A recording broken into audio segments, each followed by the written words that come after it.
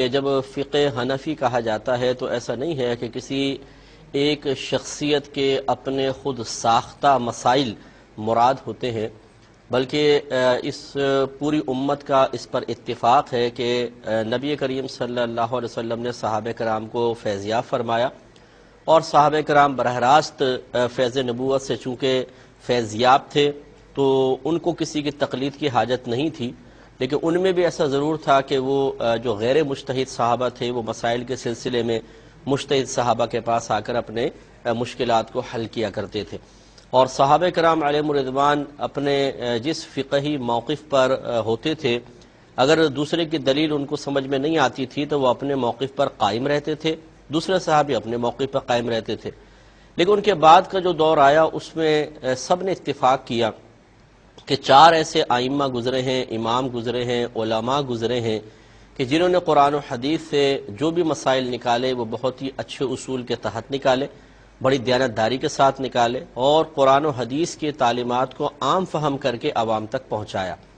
امام بن ثابت امام اعظم ابو حنیفہ رضی اللہ تعالیٰ عنہ ہیں، دوسرے امام شافعی، تیسرے امام مالک، چوتھے امام احمد بن حنبل رضی اللہ تعالی عنہم۔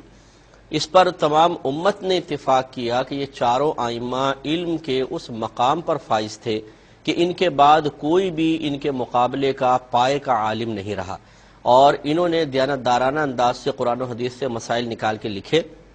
پھر ان کے جو شاگرد تھے انہوں نے مزید ان کی تشریحات وغیرہ کرنے کے بعد پھر اسے امت کے سامنے رکھا۔ جنہوں نے امام اعظم ابو حنیفہ رضی اللہ تعالی عنہ کے قرآن و حدیث سے مسائل نکالنے کے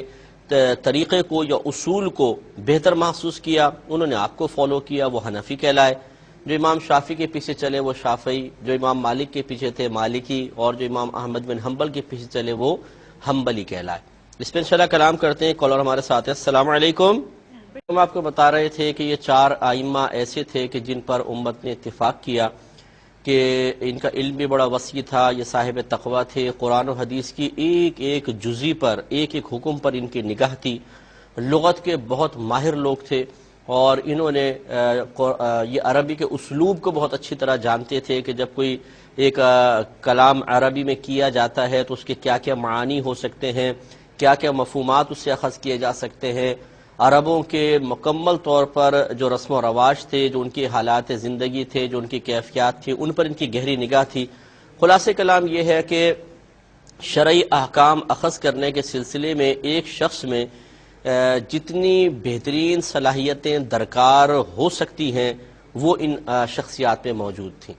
تو جب یہ بعد کے علماء آئے، ایسا نہیں ہے کہ امام اعظم نے فرمایا ہو کہ میرے مسائل پہ چلو، امام شافعی نے کہا ہو میرے مسائل پہ چلو، یہ بعد میں جب علماء متاخرین آئے، تھوڑا سا آگے ان کا دور گزرا، تو انہوں نے پھر اس پر اتفاق کیا کہ اگر ہم براہ راست قرآن و حدیث سے مسائل اخذ کرنے کی دعوت دے دیں یا اس کے لیے ان کو اجازت دے دیں تو لوگ اب دین سے بہت دور ہو چکے ہیں، فہم کمزور ہو چکے ہیں، شغف جو دین سے ہے وہ اتنا زیادہ لگاؤ رہا نہیں ہے، تو یہ غلطیاں کریں گے۔ لہٰذا پھر اس پر اتفاق ہوا کہ ان چار ائمہ میں سے کسی ایک کی پیروی کرنا لازم قرار دے دیا جائے تاکہ لوگ گمراہ نہ ہوں اور اپنی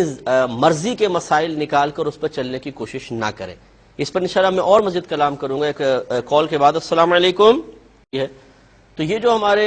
علماء نے اس بات کا فیصلہ کیا کہ قرآن و حدیث سے عوام کو براہ راست مسائل نکالنے کا مکلف نہ بنایا جائے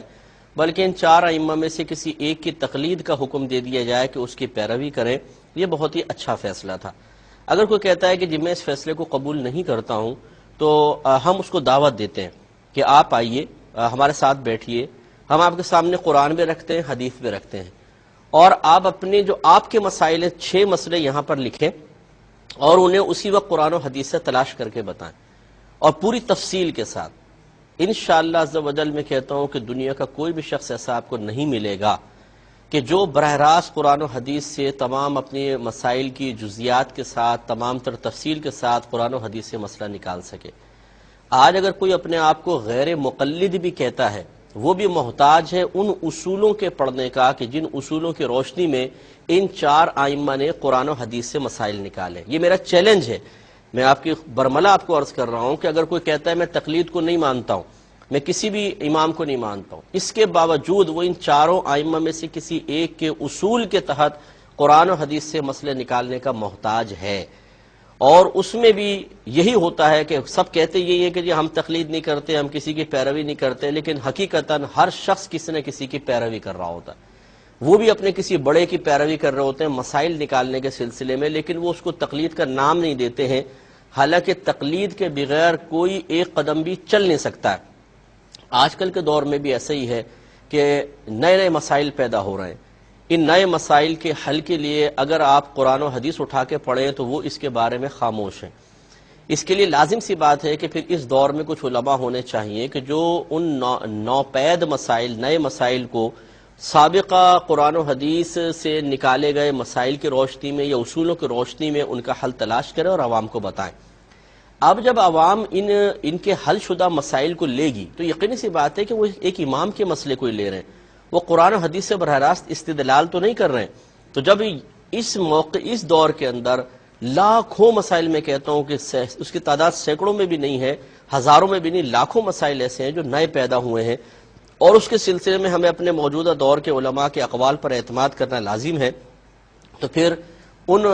ائمہ کے اقوال پر اعتماد کرنا کہ جن کے بارے میں ہمیں 100% شیورٹی حاصل ہے، یقین حاصل ہے کہ وہ کوئی مطلب اپنے نفس کی پیروی کرنے والے نہیں تھے، دین چھپانے والے نہیں تھے، بلکہ متقی تھے، پرہیزگار تھے، قرآن و حدیث پہ گہری نظر رکھ کر دیانتداری سے ان سے مسائل نکالنے والے تھے، تو ان پر اعتماد کر لینے میں شرعاً کوئی حرج نہیں ہے۔